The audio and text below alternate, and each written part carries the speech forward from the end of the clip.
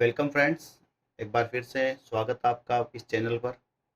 देखिए, हम class 10th की सीरीज़ लेकर चल रहे हैं, जिसमें आज अपन शुरू कर रहे हैं क्लास 10th एक्सरसाइज 1.1। अगर आपको डिटेल से पहले अगर आपको थ्योरेटिकल पार्ट समझना हो तो हमारे इस चैनल को सब्सक्राइब कीजिए बिना किसी देरी के। हम आप जानते हो, मैं भी जानता हूँ कि बोर्ड क्लासेज है, इसलिए ज़्यादा टाइम वेस्ट नहीं करना चाहिए। अब देखिए, क्वेश्चन जो पहला है वो क्या कहना चाह रहा है कि express each number as product of its prime factor. हमें जो भी ये नंबर्स दे रखे हैं, इनके प्रोडक्ट निकालने हैं और प्राइम फैक्टर के टाइप में इसके प्रोडक्ट को शो करना है। तो चलिए देखते हैं फर्स्ट जो क्वेश्चन है, और उसका पहला है वो है 140। अब देखो, सबसे पहले आपको इसके प्राइम फैक्टर करने आने चाहिए। प्राइम फैक्टर क्या होते हैं? प्राइम फैक्टर देखो, कोई भी नंबर होता है उसके जब आप फैक्टर करते हो वो ऑलवेज प्राइम फैक्टर में ही होते हैं। जैसे कि आप इसके फैक्टर करोगे, जिस प्रकार ये रफ कार्य रहेगा आप इस पर कर सकते हैं। 140 के फैक्टर्स करेंगे अपन, तो ये सबसे पहले 2 से डिवाइड होगा, जिसमें 70, फिर 70 को 2 से डिवाइड करेंगे 35, उसके बाद में 35 5 से डिवाइड होगा 7 टाइम, और ये 7 होगा 1 टाइम। अब इसके जो आपके फैक्टर बने वो बन गए 2, 5 एंड 7। तो आप इसको इस प्रकार से लिख सकते हो, 2 पावर 2 इंटू 5 इंटू 7। ये हो गए इसके प्राइम फैक्टर, ये रहेगा इसका आंसर। अब आपकी जानकारी के लिए बता दूं कि जो प्राइम फैक्टर होता है वो होता क्या है। Prime number, what is prime number? ऐसे नंबर जिनके फैक्टर केवल 1 या 2, जो खुद है सेल्फ नंबर, वो खुद हो। जैसे कि मान लो 2 है, 2 के जो प्राइम फैक्टर हो गए, एक तो 1 हो जाएगा, और एक ये जो 2 है वो सेल्फ वो हो जाएगा, तो ये प्राइम फैक्टर है। अदर नंबर से कोई डिवाइड ना हो तो प्राइम फैक्टर होगा। इसी प्रकार से हमने देखा कि 140 है, इसके प्राइम फैक्टर इस पर ये जो रहेगा ना, ये वर्क, ये आपका रफ वर्क रहेगा, और इस प्रकार से आप सीधा आंसर लिख सकते हो। तो आपका जो आंसर रहेगा, फाइनल आंसर, वो इस प्रकार से हो जाएगा, 2 पावर 2 इंटू 5 इंटू 7। ये इसका आंसर रहेगा। ठीक है, आगे देखिए सेकंड क्वेश्चन। फर्स्ट का सेकंड ऑप्शन क्या कह रहा है? 156। ये क्वेश्चन आप खुद करोगे क्योंकि इसमें ज़्यादा कैलकुलेशन नहीं है। 156 इसका जो फैक्टर है वो आपको करना है, और फिर इसको प्राइम फैक्टर के टाइप में इसको बताना है। आगे थर्ड ऑप्शन जो है 3825, इसके करेंगे हम फैक्टर। तो सबसे पहले रफ वर्क जो रहेगा वो आपका साइड में रहेगा, वो रहेगा 3825। देखिए, सबसे पहले इसके प्राइम फैक्टर करने के लिए आपको देखना है कि पहले ये किससे डिवाइड होगा। 2 से डिवाइड करने के लिए आप हमें पता लास्ट में इवन नंबर होना चाहिए, जबकि इसमें है ऑड नंबर। तो हम देखेंगे ये 3 से डिवाइड हो रहा है, तो 3 से इसको डिवाइड करेंगे, जो कितने टाइम हो रहा है, 1 2, उसके बाद में ये कितना रचेगा, 7 एंड 5।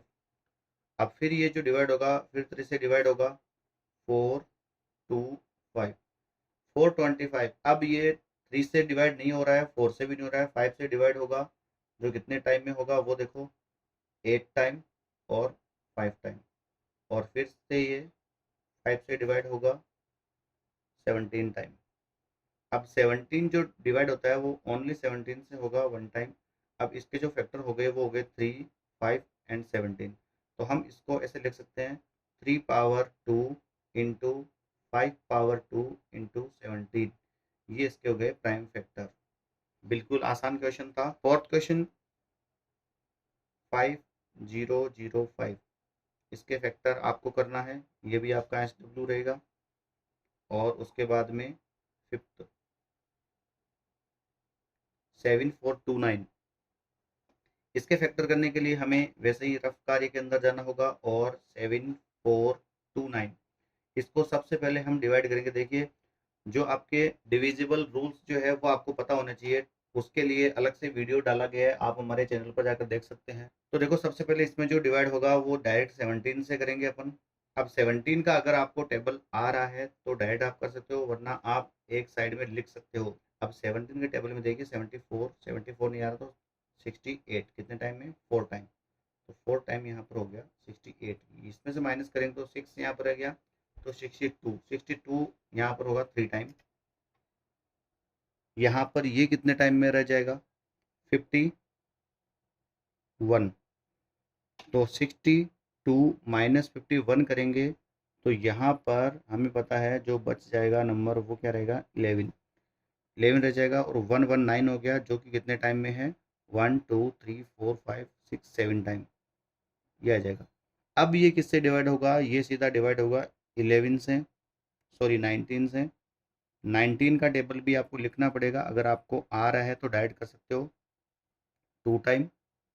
उसके बाद में 38 इसमें से माइनस करेंगे तो यहाँ पर रह जाएगा 5, तो 57 जो होगा 3 टाइम। अब रह गया 23 ओनली 23 से ही डिवाइड होगा, तो ये 1 टाइम। अब इसके जो प्राइम फैक्टर हो गए वो हो गए 17, 19 एंड 23, ये इसका आंसर। तो हमने फर्स्ट क्वेश्चन पूरा कर लिया है, काफ़ी इजी थे क्वेश्चन इसके सारे। 140 इसके अपन ने प्राइम फैक्टर किए, 156 ये आपके SW के लिए रहेगा, ये आपको करना है, और कमेंट बॉक्स में इसका आंसर जरूर आपको बताना है। नेक्स्ट वीडियो के अंदर इसका सॉल्यूशन भी आपको डाल दिया जाएगा। उसके बाद में 3825 इसके अपन ने प्राइम फैक्टर कर लिए, 5005 ये आपको खुद को करना है, और इसका आंसर कमेंट बॉक्स में डालना है, और ये हो गया। अब बढ़ते हैं नेक्स्ट क्वेश्चन की तरफ। अब देखते हैं second question. Find the LCM and HCF of following pairs of integers and verify that LCM into HCF equal product of the two numbers. हमें इसके अंदर LCM फाइंड करना है और HCF फाइंड करना है। उसके बाद में जो नंबर हमें दिए गए हैं उनका हमें प्रोडक्ट निकालना है। हम जानते हैं कि इनके बीच में रिलेशन जो होता है वो होता है LCM into HCF equal N1 into N2। ये इनके बीच में रिलेशन होता है, ये वाला फॉर्मूला हम इसके अंदर लगाएंगे। पहला जो है इसके अंदर वो है 26 एंड 91। तो सबसे पहले हम 26 के करेंगे फैक्टर, जो कि होते हैं 2 इंटू 13। आई थिंक ये आपको बिल्कुल अच्छे तरीके से आता होगा। उसके बाद में 91 का जो होगा वो होगा 7 इंटू 13। अब इसका हमें निकालना है HCF। HCF की फुल फॉर्म होती है हाईएस्ट कॉमन फैक्टर।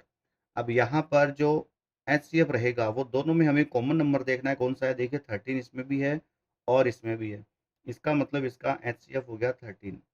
अब इसका निकालेंगे LCM। LCM की फुल फॉर्म होती है लीस्ट कॉमन मल्टीप्लिकेशन। अब इसके अंदर हमें जितने भी नंबर होते हैं, फैक्टर्स होते हैं, वो सारे उठाने पड़ेंगे, जिसकी पावर ज़्यादा होगी उसको फर्स्ट प्रायोरिटी दी जाएगी। तो यहाँ पर 2 है, 2 1 टाइम, तो ये 2। उसके बाद इसमें 7 है, इसमें नहीं है, तो 1 टाइम 7। 13 इसमें भी है, इसमें भी है, तो इसमें 13। अब इसको करेंगे अपन मल्टीपल, तो अपना जो आंसर रहेगा वो 182। अब अपने पास में HCF आ गया 13 और LCM आ गया 182। अब ये दोनों यहाँ पर अपने पास में है और ये नंबर है, इन दोनों को रखेंगे इस फॉर्मूले के अंदर। तो यहाँ पर लिखेंगे HCF into LCM equal N1 into N2। HCF जो है वो है अपने पास में 13 और LCM जो है वो है 182। पहले इनका मल्टीपल कर लेते हैं। इनका अगर अपन मल्टीपल करेंगे तो अपने पास में आंसर आएगा 2366।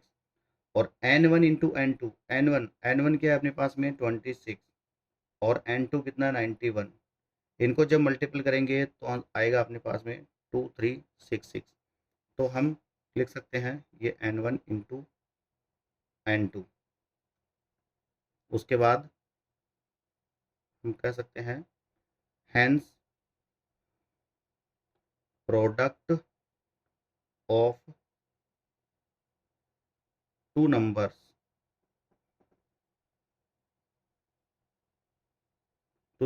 Equal HCF into LCM। यही हमें प्रूव करना था कि HCF इंटू LCM दोनों का मल्टीपल N1 इंटू N2 के इक्वल होना चाहिए। तो फ्रेंड, जैसा कि हमने सेकंड क्वेश्चन का पहला ऑप्शन जो था 26 एंड 91 वो अपन ने क्लियर कर लिया है, प्रूव कर दिया है इसको। अब जो अगला क्वेश्चन है इसी का 510 एंड 92, वो आपको खुद को करना है, थर्ड वाला भी आपको करना है, ताकि अपना टाइम ज़्यादा वेस्ट ना हो। आप भी सेल्फ करोगे तो उतना ज़्यादा बेटर रहेगा आपके लिए। और मैथ्स को अगर स्ट्रॉन्ग करना है तो बार बार इसकी प्रैक्टिस ज़रूरी है।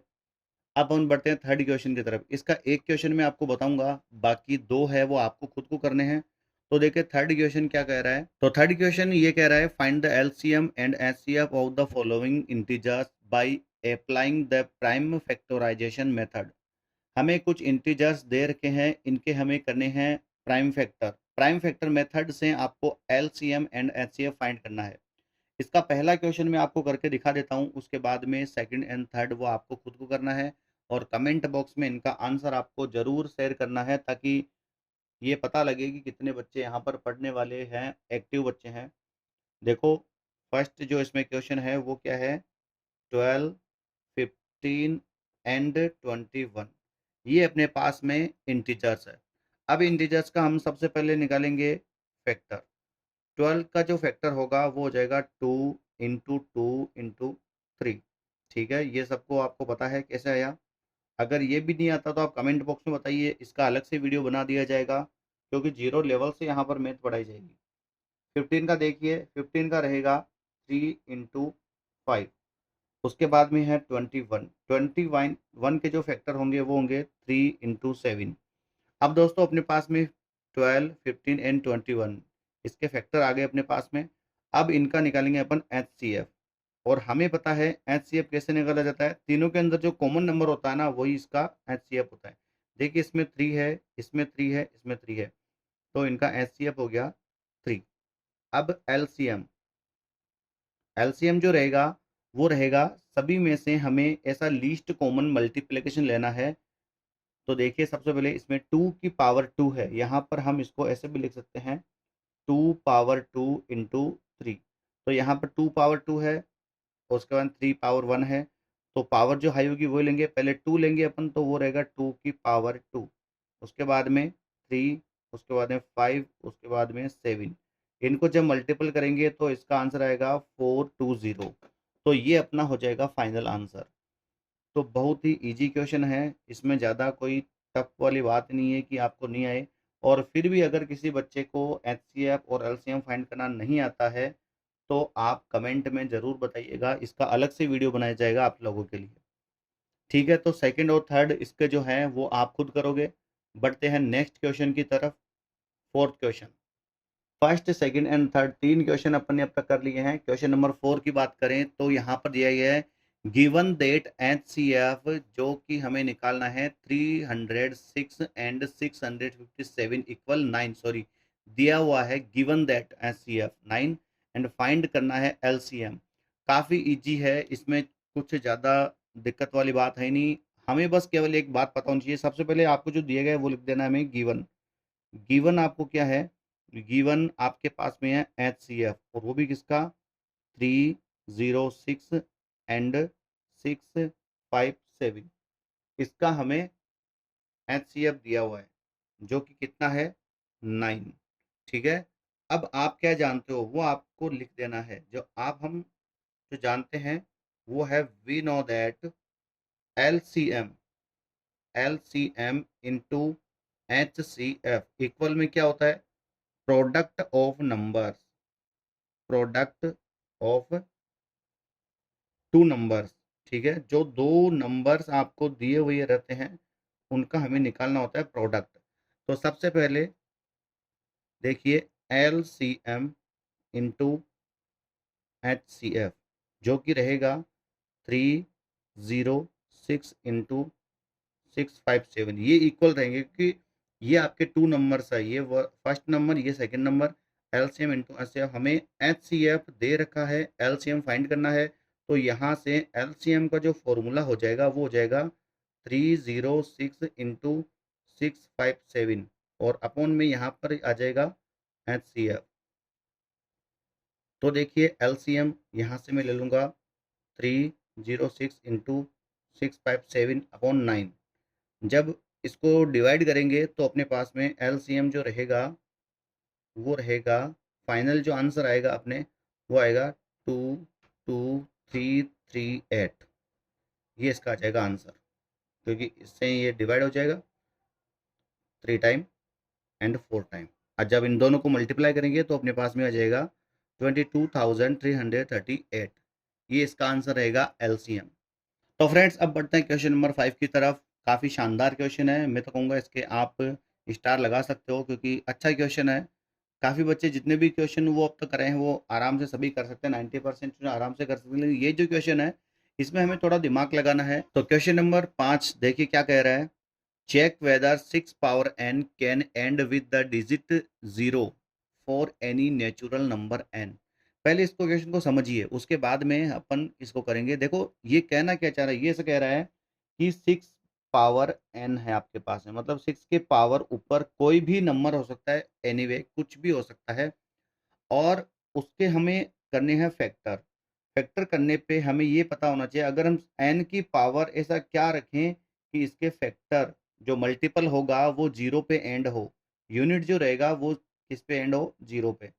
तो देखो जैसे कि एग्जांपल के तौर पे अगर मैं कहूँ कि 10 है, अब 10 के फैक्टर करेंगे 2 एंड 5, तो 2 एंड 5 को मल्टीपल करने पे 10 होता है, जीरो आ रहा है इसके फर्स्ट डिजिट।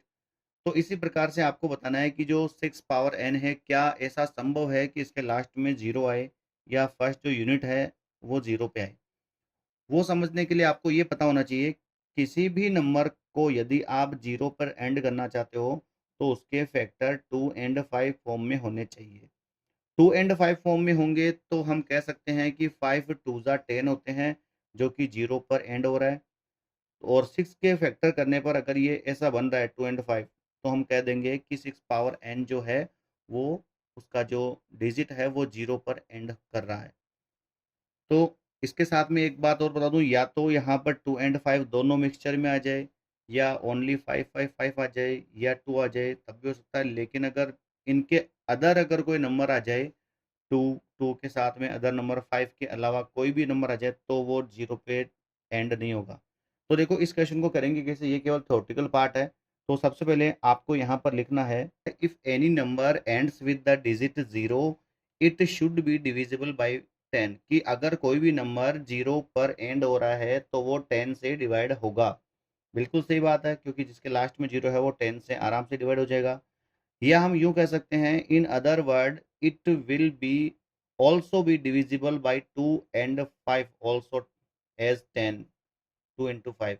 हम दूसरे शब्दों में ये भी कह सकते हैं कि कोई भी नंबर है जो कि किससे, 2 एंड 5, 2 और 5 से विभाजित होगा 10 की तरह। जैसे कि 10 इज इक्वल टू इंटू 5, क्योंकि 10 जो बनेगा वो 2 एंड 5 से ही तो बनेगा।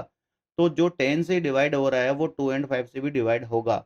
इसलिए हम कह सकते हैं कि जिसके फैक्टर 2 एंड 5 की फॉर्म में होंगे तो वह जीरो पर एंड होगा। अब इसको हम ये लिख सकते हैं कि जो प्राइम फैक्टराइजेशन है 6 पावर n के, वो क्या है, तो हम लिखेंगे prime factorisation of 6 power n क्या होता है, वो होता है 2 इंटू 3 पावर n। मतलब कि 6 के जो फैक्टर है वो 2 इंटू 3 के फॉर्म में हो रहे हैं, और हमें चाहिए थे 2 एंड 5 की फॉर्म में। इसका मतलब 6 पावर n है वो कभी भी जीरो पर एंड नहीं होगा। तो हम ये कह सकते हैं कि यहाँ पर 6 पावर n के जो फैक्टर हो रहे हैं वो 2 इंटू 3, मतलब 2 तो आ रहे हैं लेकिन क्या नहीं आ रहा, इसके साथ में 5 नहीं आ रहा। तो हमने ये बात लिख दी इसके अंदर, it can be observed that 5 is not in the prime factorization of 6 power n, कि 6 पावर n के प्राइम फैक्टर के अंदर 5 हमें नहीं दिखाई दे रहा है। ठीक है, तो हम क्या कह सकते हैं, मतलब कि n की ऐसी कोई वैल्यू नहीं है कि जिसको n की जगह पे रखा जाए और ऐसा नंबर बन जाए कि वो 5 से डिवाइड हो जाए, ऐसा कोई भी नंबर पॉसिबल नहीं है। इसका मतलब क्या हुआ, तो हमने ये कह दिया कि इस प्रकार से 6 की पावर n में ऐसा कोई n का नंबर नहीं होगा, नेचुरल नंबर नहीं होगा जिसको रखने पर वह जीरो पर एंड हो।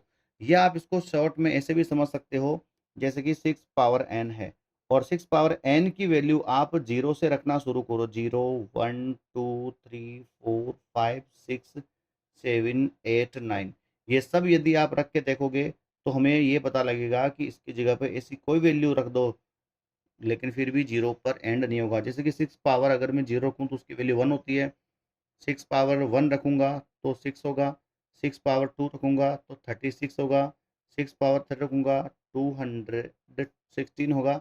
इस प्रकार से आप जो भी वैल्यू रखोगे हमें पता चल जाएगा कि जीरो पर एंड नहीं हो रहा है। और हमने शॉर्ट में देख लिया कि अगर इसका फैक्टर 2 एंड 5 फॉर्म में होता तो ये जीरो पर एंड होता। तो ये फिफ्थ जो क्वेश्चन था वो अपने कंप्लीट हुआ।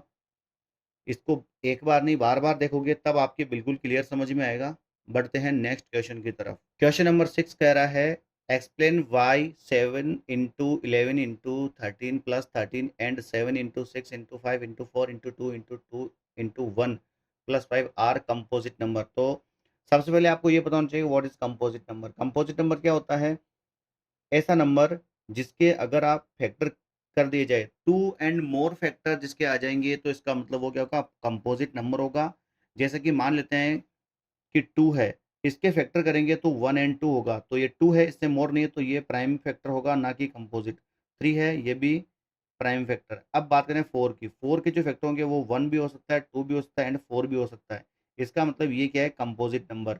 तो इसी प्रकार से हम इस क्वेश्चन को करेंगे 7 इंटू 11 इंटू 13 प्लस 13। एक तो ये हो गया अपने पास में, और दूसरा है अपने पास में ये वाला क्वेश्चन। अब इनको हमें प्रूव करना है कि ये कंपोजिट नंबर है। तो देखो, मैं आपको केवल तरीका बताऊंगा, लैंग्वेज आप लिख सकते हो ताकि आपको खुद को पता रहे। देखो, सबसे पहले अपन ये देखेंगे, इस क्वेश्चन को अगर अपन उठाएंगे तो ये यहाँ से हम देख सकते हैं कि जब भी मल्टीपल के साथ में प्लस या माइनस हो तो उनमें से अपन कॉमन ले सकते हैं। तो इस पूरे में से जो कॉमन आएगा वो 13 कॉमन आ जाएगा। यहाँ पर अपने पास में रह जाएगा 7 इंटू 11 इंटू 1 प्लस 1। अब इसको फिर से अगर अपन देखें तो अपने पास में इसको मल्टीपल करेंगे तो ये हो जाएगा 78 प्लस 1। ठीक है, 77 प्लस 1 78। और 78 के फैक्टर अपन कर सकते हैं 13 इंटू 6। तो हमने देखा कि इसके मोर देन हो गए। अब इसके भी 6 के भी तो फैक्टर हो सकते हैं, 13 इंटू 2 इंटू 3। इसका मतलब इसके जो फैक्टर है 2 एंड मोर है, तो हम कह सकते हैं कि ये क्या है? एक कंपोजिट नंबर है। इसी प्रकार से मैं ये बताऊं आपको, तो इसमें से पूरे में से यहाँ तक जो कॉमन है वो है 5।